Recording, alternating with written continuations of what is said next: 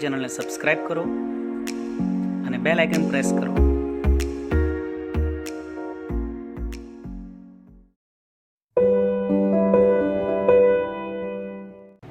Hello friends, I am Rajesh Gohil and you are watching our channel Excellence academy.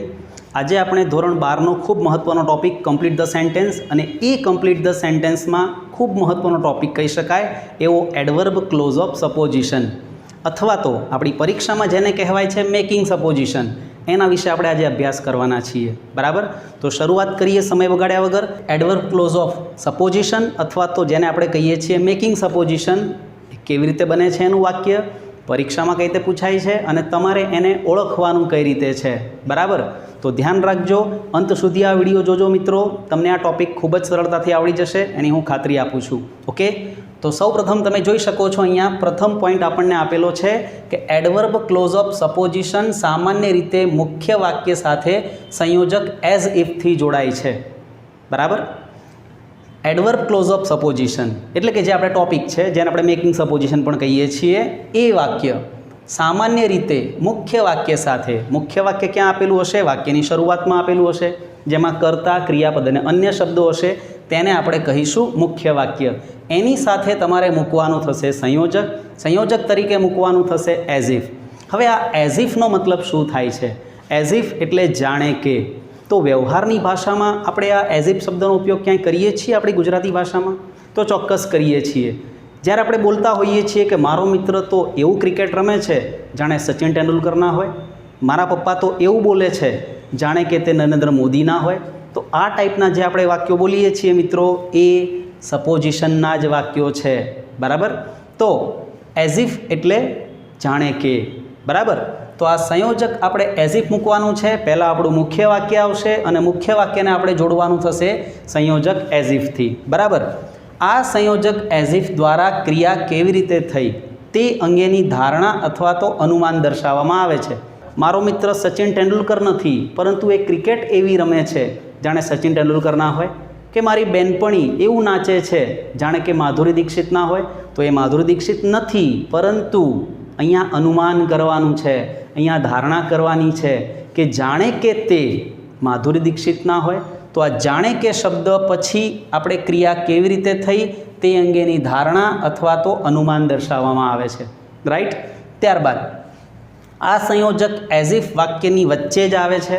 ખાસ ધ્યાન રાખવાનું છે કે એઝ ઇફ આપણે વાક્યની વચ્ચે મૂકવાનું છે, શરૂઆતમાં નથી મૂકવાનું, એન્ડમાં નથી મૂકવાનું, પરંતુ આપણું જે કર્તા, ક્રિયાપદ અને અન્ય શબ્દ હોય ત્યાર પછી એનું સ્થાન આવશે એઝ ઇફનું. ઓકે, તો ખાસ ધ્યાન રાખવાનું કે આ સંયોજક એઝ ઇફ વાક્યની વચ્ચે જ આવે છે. ત્યારબાદ એઝ ઇફ પછી સર્વનામ અને સર્વનામ પછી વર જ આવે છે. તો આ સર્વનામ શું છે? કોને કહીશું સર્વનામ? તો I, we, you, he, she, it, they, આ બધા સર્વનામો છે જેનો ઉપયોગ આપણે નામના સ્થાને કરીએ છીએ, નામના બદલે કરીએ છીએ. બરાબર, એ કઈ રીતે મૂકીશું તો એ પણ આપણે જોઈશું આગળ મિત્રો, ધ્યાન આપજો જરા. ત્યારબાદ આપણે જોવાની છે એસપી. એસપી મતલબ સેન્ટેન્સ પેટર્ન, ગુજરાતીમાં કહીએ તો વાક્ય રચના. કે આ સપોઝિશનની વાક્ય રચના કેવી હોય છે? તો સૌથી પહેલાં આપેલું હોય છે આપણને કર્તા, પરીક્ષામાં તમને આપેલો જ હશે. ત્યારબાદ ક્રિયાપદ આપેલું હશે. બરાબર, અને અન્ય શબ્દ હોય પણ ખરા અને ન પણ હોય. ટૂંકમાં કર્તા અને ક્રિયાપદ તો વાક્યમાં હશે જ. બરાબર, ત્યારબાદ અન્ય શબ્દો. ત્યારબાદ આપણું વાક્ય શરૂ કરવાનું છે, આપણે જોડવાનું છે વાક્યને. તો કયા સંયોજકથી જોડીશું? આપણે જોયું કે એઝ ઇફ સંયોજક વડે આપણે એને જોડવાનું હોય છે. બરાબર, તો કર્તા, ક્રિયાપદ, અન્ય શબ્દો પછી આપણે શું મૂકીશું? એઝ ઇફ મૂકીશું. એઝ ઇફ મૂક્યા પછી સર્વનામ મૂકવાનું છે. હવે આ સર્વનામ ક્યાંથી લાવવાનું આપણે? તો મિત્રો વાક્યની શરૂઆત જે કર્તાથી થઈ હોય એ કર્તાનું સર્વનામ તમારે અહીં મૂકવાનું હોય છે. એનો મતલબ કે જો કર્તા પુરુષ હોય તો અહીં સર્વનામ શું આવશે? હી આવશે. જો કર્તા અહીં સ્ત્રી હોય, કોઈ છોકરી હોય, તો અહીંયા સર્વનામ તમારે શું મૂકવાનું? શી મૂકવાનું છે. અહીંયા કોઈ વસ્તુ છે, કોઈ પ્રાણી છે, કોઈ પક્ષી છે, નિર્જીવ છે, તો પછી તમારે સર્વનામ શું મૂકવાનું છે? તો સર્વનામ તમારે ઇટ મૂકવાનું છે. બરાબર, એટલે કે કર્તા પ્રમાણે આપણે અહીં સર્વનામ મૂકવાનું થાય છે. જો અહીં બહુવચન નામ છે તો અહીંયા ધે મૂકવાનું થાય છે. बराबर है मित्रों। ओके, तो कर्ता क्रियापद अन्य शब्दों आटलू तमने एक्जाम में आपेलू हशे अने त्यारबाद एज इफ संयोजक जोड़वानुं छे। एज इफ जोड्या पछी आपणे सर्वनाम लखवानुं छे। सर्वनाम कयुं लखवानुं छे? तो सर्वनाम जे कर्ता आपेलो होय ए प्रमाणेनुं सर्वनाम मूकवानुं थशे। ओके, समझाई गयुं मित्रों। त्यारबाद गमे ते सर्वनाम मूकीए, जे पण सर्वनाम मूकीए एनी साथे आपणे वर ज मूकवानुं छे। अहींया ही आवे, शी आवे, इट आवे, आई आवे तो पण आपणे एनी साथे वर ज मूकवानुं छे, वर क्रियापद मूकवानुं छे। तमने थशे के अहींया आई आवे तो पण वर मूकवानुं, वर तो यू साथे आवे, धे साथे आवे, बहुवचन नाम साथे आवे, परंतु अहीं तमे भूली गया मित्रों के टॉपिक छे आपणो धारणा। एक अनुमान करवानुं छे, एक धारणा करवानुं छे के खरेखर छे नहीं, मारो मित्र सचिन तेंडुलकर नथी, क्रिकेट एवं रमे छे जाणे के सचिन तेंडुलकर ना होय। तो आ आपणे एक धारणा करी छे, आपणे एक अनुमान कर्युं छे, एटले अनुमान दर्शाववा माटे आपणे सर्वनामनी साथे शुं लखवानुं थशे? वर लखवानुं थशे। बराबर। त्यारबाद वरनी साथे लखवानुं थशे सरखावेलुं नाम, के तमे सरखामणी कोनी साथे करी? मारो मित्र क्रिकेट रमे छे, मारा पिताजी बोले छे, बराबर, मारो भाई एवं वर्तन करे छे, तो आपणे मारो भाई के मारो भाईबंध के मारा मम्मी के मारी बेनपणी ए जे करता छे एनी आपणे सरखामणी कोने साथे करी छे ए नाम लखवानुं छे। जो सरखामणी आपणे नरेंद्र मोदी साथे करी छे तो अहींया नरेंद्र मोदी लखीशुं। बराबर। जो आपणे ऋतिक रोशन साथे सरखामणी करी छे तो अहींया ऋतिक रोशन लखीशुं। अहींया सचिन तेंडुलकर साथे सरखामणी करी छे तो ए लखीशुं। ए सिवाय ऑब्लिक करीने અહીં વ્યવસાય આપ્યો છે। એનો મતલબ કે ઘણીવાર એવું થાય કે તમે કર્તાની સરખામણી કોઈ ચોક્કસ નામ સાથે નથી કરી પણ કોઈ વ્યવસાય સાથે કરી છે। ફોર એક્ઝામ્પલ, મારો મિત્ર શિક્ષક દિનના દિવસે એવી રીતે ભણાવે છે જાણે કે તે શિક્ષક ના હોય, તો અહીંયા વ્યવસાય આવ્યો શિક્ષકનો। મારી બહેનપણી ચિત્ર દોરે છે જાણે કે તો કોઈ કલાકાર ના હોય, તો કલાકાર, આર્ટિસ્ટ, તો અહીંયા આર્ટિસ્ટ આવ્યું। તો આપણે અહીં વ્યવસાય પણ લખી શકીએ। बराबर मित्रों। परंतु एक बात ध्यान राखवानी है तमारे कि जो तमे कोई नाम लखो छो तो एनी पहला तमारे आर्टिकल लखवानो नथी, परंतु तमे जो व्यवसाय लखी रह्या छो तो एनी पहला तमारे आर्टिकल ए अथवा तो एन लखवानो थशे। बराबर मित्रों। ओके, जेम के टीचर लखीए छीए तो अहींया लखीशुं अ टीचर। बराबर। जो आपणे अहींया म्यूजिशियन लखीए छीए तो लखीशुं अ म्यूजिशियन। जो आपणे અહીં आर्टिस्ट लखीए छीए तो लखीशुं एन आर्टिस्ट। बराबर। आर्टिकलना नियमों तो तमने ख्याल ज हशे, अने ख्याल न होय तो आपणी चेनल में आर्टिकलनो विडियो मूकेलो छे, तमे जोई शको छो। ओके मित्रों। त्यारबाद आगळ वधीए। અહીં एक्जाम्पल आपेला छे 3 तमने समजवा माटे, जे आ वाक्यरचना प्रमाणे छे। अने जो आ वाक्यरचना तमने समजाई गई तो तमे कोई पण वाक्य सॉल्व करी शकशो। बराबर। पहेलुं वाक्य आपेलुं छे संध्या स्पीक्स, एटले के संध्या बोले छे। संध्या बोले छे। एज इफ, जाणे के। शी वर, जाणे के ते होय अ यूरोपियन, जाणे के ते एक यूरोपियन न होय। संध्या यूरोपियन नथी, परंतु संध्या बोले छे ए रीते जाणे के ते एक यूरोपियन ना होय। तो यूरोपियन ते कोई व्यक्तिनुं नाम नथी।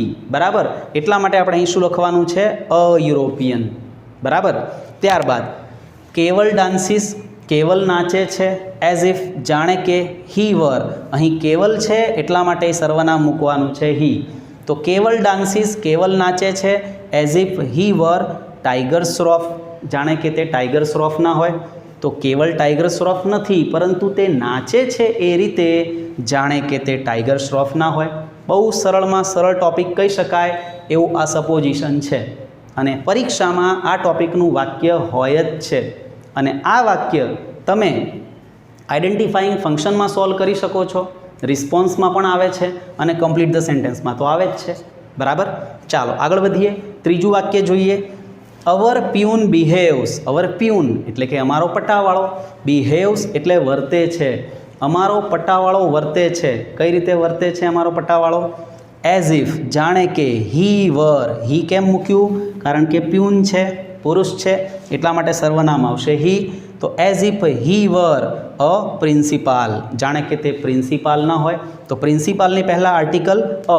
અપ્રિન્સિપાલ, બરાબર છે।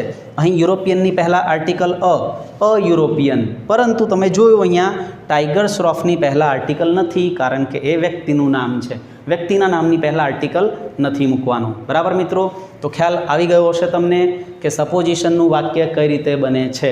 બ્રેકેટમાં તમને આપેલું હશે મેકિંગ સપોઝિશન, અને કદાચ એકાદી હિન્ટ પણ આપેલી હોય, બ્રેકેટમાં તમને એઝ ઇફ પણ લખીને આપ્યું હોય કે એઝ ઇફથી વાક્ય બનાવવાનું છે, બરાબર। એટલે તમારે ધ્યાન રાખવાનું છે કે બ્રેકેટમાં એઝ ઇફ છે તો સપોઝિશનનું જ વાક્ય થયું, અને બ્રેકેટમાં તમને મેકિંગ સપોઝિશન લખીને પણ આપેલું હશે। તમારા માટે બહુ જ આસાન થઈ જશે આ ટોપિકને સોલ્વ કરવો। 3 જગ્યાએ કામમાં લાગશે, આઈડેન્ટિફાઈંગ ફંક્શનમાં, રિસ્પોન્સમાં અને કમ્પ્લીટ ધ સેન્ટેન્સમાં, ઓકે। તો હવે આપણે એક્સરસાઇઝ સોલ્વ કરીશું મિત્રો। એક્સરસાઇઝમાં તમે જોઈ શકો છો 10 વાક્ય આપેલા છે, અને એ 10 વાક્યોમાં 2 વાક્ય તમે જોઈ શકો છો બોર્ડ એક્ઝામના પણ છે, માર્ચ 2018 અને માર્ચ 2020નું પણ વાક્ય આપેલું છે। એ સિવાય બીજી એક વાત કરી દઉં તમને કે કોઈ પણ વાક્ય હશે એક્ઝામમાં, બરાબર, તો એનું બ્રેકેટ આ પ્રમાણે જશે, એઝ ઇફ આપ્યું હશે બ્રેકેટમાં એક હિન્ટ તરીકે, અને મેકિંગ સપોઝિશન નામનું ફંક્શન લખેલું હશે, બરાબર। એટલે આ 10 વાક્યો માટે તમારે આ જ બ્રેકેટ સમજવાનું છે, ઓકે। ચાલો ત્યારે પહેલું વાક્ય છે કેયુર સ્પીક્સ, એનો મતલબ કે કેયુર બોલે છે। તો કેયુર કેવું બોલે છે? કેયુર સ્પીક્સ, કેયુર બોલે છે જાણે કે તે નરેન્દ્ર મોદી ના હોય, જાણે કે તે પ્રિન્સિપાલ ના હોય, બરાબર। તો આ પ્રમાણે તમે કોઈ પણ નામ લખી શકશો। તો કેયુર સ્પીક્સ, કેયુર બોલે છે, પછી વાક્યરચના પ્રમાણે આપણે શું લખવાનો છે આપણો શબ્દ? એઝ ઇફ, એઝ ઇફ એટલે જાણે કે, કેયુર સ્પીક્સ, કેયુર બોલે છે, એઝ ઇફ જાણે કે, પછી કેયુર પુરુષ છે, છોકરો છે, એટલે કેયુરનું સર્વનામ લખીશું હી, અને હી સાથે આવશે were, as if he were. Keyur speaks, Keyur બોલે છે, એઝ ઇફ જાણે કે, હી વર તે શું ન હોય તો ગમે તે લખી શકીએ આપણે, તે પ્રિન્સિપાલ ના હોય એવું પણ લખી શકો, તે નરેન્દ્ર મોદી ના હોય એવું પણ લખી શકો, બરાબર છે। તો કેયુર સ્પીક્સ, કેયુર બોલે છે, as if he were a principal, મતલબ જેમ પ્રિન્સિપાલ બોલતા હોય છે એ રીતે કેયુર બોલે છે, રાઈટ। ત્યારબાદ second sentence, the clerk behaves, clerk behave કરે છે એટલે કે વર્તન કરે છે। તો ક્લાર્ક કેવું વર્તન કરે છે? કોની સાથે સરખામણી કરી શકાય? સરખામણી આપણે કરવાની છે, પરીક્ષામાં તમને સરખામણી કોની સાથે કરવી એ નહીં આપેલું હોય, બરાબર। તો ક્લાર્ક વર્તે છે જાણે કે તે મેનેજર ના હોય, તમે એવું પણ લખી શકો, રાઈટ। તો ક્લાર્કની સરખામણી આપણે કરવાની છે મેનેજર સાથે। ધ ક્લાર્ક બિહેવ્સ, ક્લાર્ક વર્તે છે, પછી શું આવશે? પછી આવશે એઝ ઇફ, જાણે કે। ક્લાર્ક પુરુષ છે તો આપણે એના માટે સર્વનામ લખીશું હી, હીની સાથે લખીશું were, as if he were. The clerk behaves, clerk વર્તે છે, એઝ ઇફ હી વર જાણે કે તે હોય, શું હોય? જાણે કે તે મેનેજર ના હોય, તો as if he were a manager, okay. તો આ પ્રમાણે તમે સોલ્વ કરી શકશો। ત્યારબાદ પ્રિયા ડાન્સીસ, ત્રીજું વાક્ય છે આપણું, પ્રિયા ડાન્સીસ, પ્રિયા નાચે છે। તો પ્રિયા કેવી રીતે નાચે છે? કોઈ હિરોઈન સાથે આપણે સરખામણી કરી શકીએ એની, કોઈ નૃત્યકાર સાથે આપણે એની સરખામણી કરી શકીએ, બરાબર। તો પ્રિયા ડાન્સીસ, પછી આપણો શબ્દ આવશે એઝ ઇફ, જાણે કે, કરતા ક્રિયાપદ પછી અન્ય શબ્દ નથી આપેલા એટલે આપણે મૂકી દઈશું આપણો શબ્દ એઝ ઇફ। પછી પ્રિયા છોકરી એટલા માટે એનું સર્વનામ થશે શી, બરાબર। હી હોય કે શી હોય કે ઇટ હોય કે ધે હોય, આપણે એની સાથે હંમેશા શું લખવાનું છે? વર જ લખવાનું છે। એઝ ઇફ શી વર, જાણે કે તે હોય, શું હોય? એઝ ઇફ શી વર માધુરી દીક્ષિત, જાણે કે તે માધુરી દીક્ષિત ન હોય તેમ નાચે છે। એ માધુરી દીક્ષિત તો નથી પરંતુ એની જેમ નાચે છે, બરાબર, ઓકે। તો પ્રિયા ડાન્સીસ, પ્રિયા નાચે છે, એઝ ઇફ શી વર જાણે કે તે માધુરી દીક્ષિત ના હોય, બરાબર મિત્રો। ત્યારબાદ ચોથું વાક્ય, on the teachers day, teachers day એટલે શિક્ષક દિન। તમે બધા પણ શિક્ષક દિનમાં ક્યારેક ને ક્યારેક શિક્ષક બન્યા હશો મિત્રો, બરાબર। તો તમને તમારો અનુભવ ખ્યાલ જ હશે કે ઓન ધ ટીચર્સ ડે, શિક્ષક દિનના દિવસે, જયન ટીચીસ, જયન ભણાવે છે। તો જયન કેવું ભણાવે છે? જયન ભણાવે છે જાણે કે તે શિક્ષક ના હોય, बराबर। तो ऑन द टीचर्स डे शिक्षक दिनना दिवसे जयन टीचीस जयन भणावे छे। पछी आपणो शब्द एज इफ जाणे के जयन जयन प्रमाणे આપણે સર્વનામ મૂકીશું ही एज इफ हीनी સાથે આવશે वर एज इफ ही वर शिक्षक एटले के अ टीचर लखवानुं छे मित्रों। ध्यान राखવું તમે વ્યવસાય લખી રહ્યા છો કોઈ બરાબર तो आर्टिकल લખવો જરૂરી છે બરાબર છે।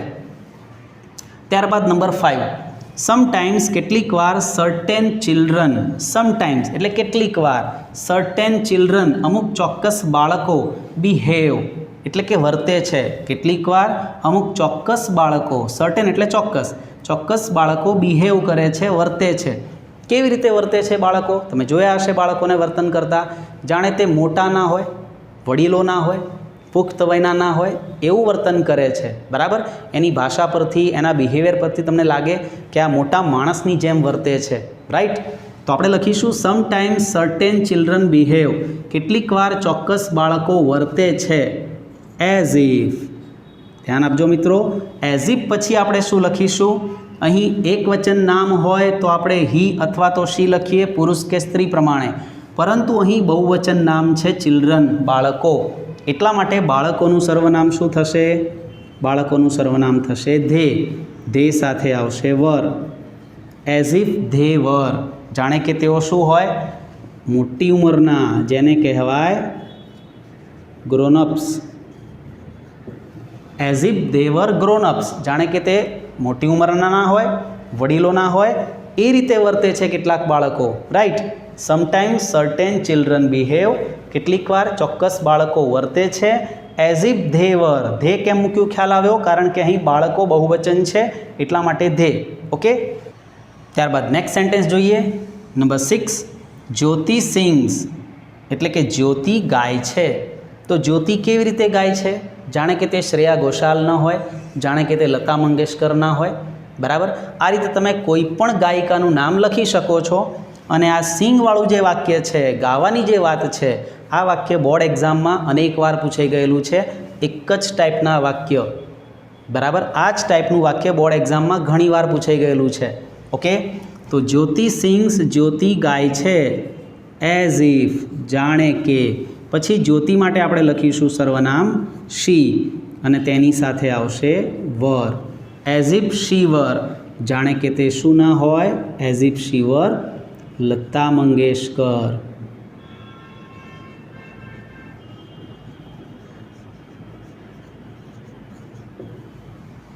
Okay as if she were Lata Mangeshkar અથવા તો લખી શકો as if she were Shreya Ghoshal okay. ત્યારબાદ નંબર 7 હિરેન ડ્રોઝ પિક્ચર્સ એટલે કે હિરેન ચિત્રો દોરે છે। તો હિરેન કેવી રીતે ચિત્રો દોરે છે? જાણે કે તે કોઈ કલાકાર ના હોય જાણે કે તે કોઈ આર્ટિસ્ટ ના હોય બરાબર જાણે કે તે કોઈ ચિત્રનો શિક્ષક ના હોય એવું પણ તમે લખી શકો રાઈટ।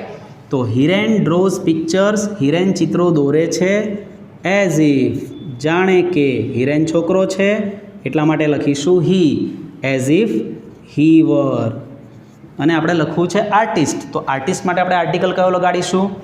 એન આર્ટિકલ આવશે ને મિત્રો as if he were an artist જાણે કે તે એક આર્ટિસ્ટ ના હોય એક કલાકાર ના હોય એ રીતે તે ચિત્રો દોરે છે રાઈટ। ત્યારબાદ સોહમ પ્લેસ ક્રિકેટ માર્ચ 2020માં પૂછાઈ ગયેલું વાક્ય છે સોહમ પ્લેસ ક્રિકેટ અને બહુ કોમન વાક્ય છે બહુ સામાન્ય વાક્ય છે બહુ ઇઝી વાક્ય છે કે સોહમ ક્રિકેટ રમે છે જાણે કે તો જાણે કે માટે લખીશું આપણે એઝ ઇફ કારણ કે કર્તા ક્રિયાપદ અને અન્ય શબ્દ આપણને આપેલા છે તો એઝ ઇફ લખીશું। સોહમ માટે આપણે લખીશું હી સાથે ક્રિયાપદ were Soham plays cricket Soham cricket રમે છે એઝ ઇફ હી વર તમે લખી શકો ધોની તમે લખી શકો સચિન તેંડુલકર તમારો જે પણ ફેવરેટ ક્રિકેટર હોય તમે એનું નામ લખી શકો છો મિત્રો અહીં બરાબર।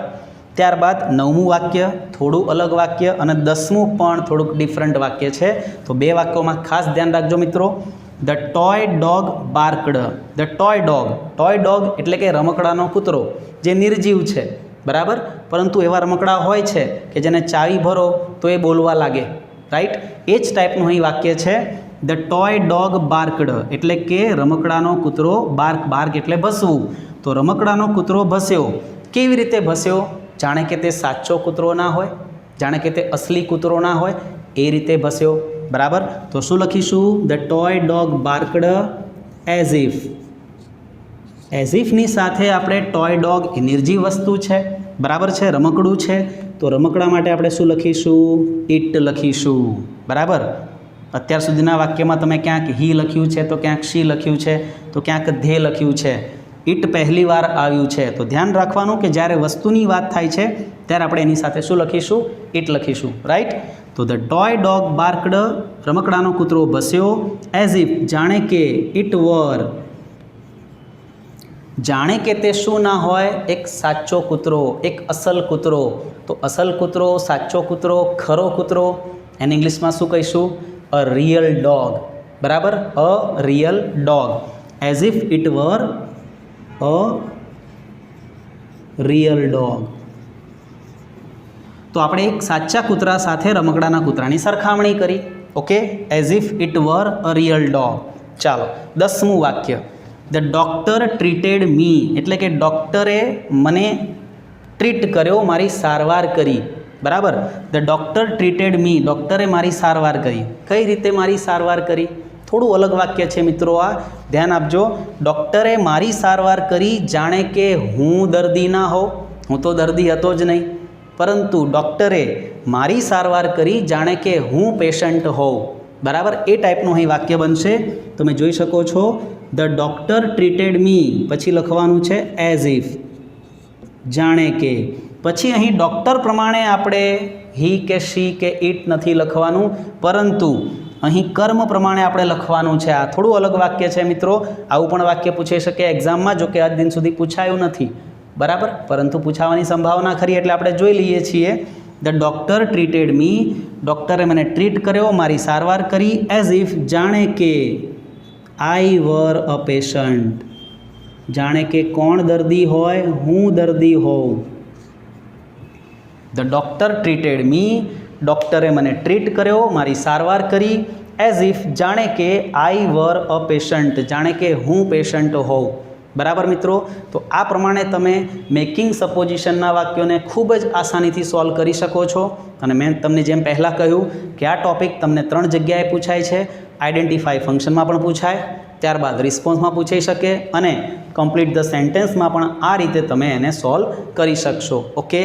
વિડીયો તમને પસંદ આવ્યો હશે, અને ધોરણ 12ને લગતા બીજા મહત્ત્વના જે વિડીયો છે એની લિંક તમને ડિસ્ક્રિપ્શનમાં આપેલી છે. તો જરૂર જોજો. લાઈક કરજો મારી ચેનલને, શેર કરજો. બરાબર છે મિત્રો. Good bye.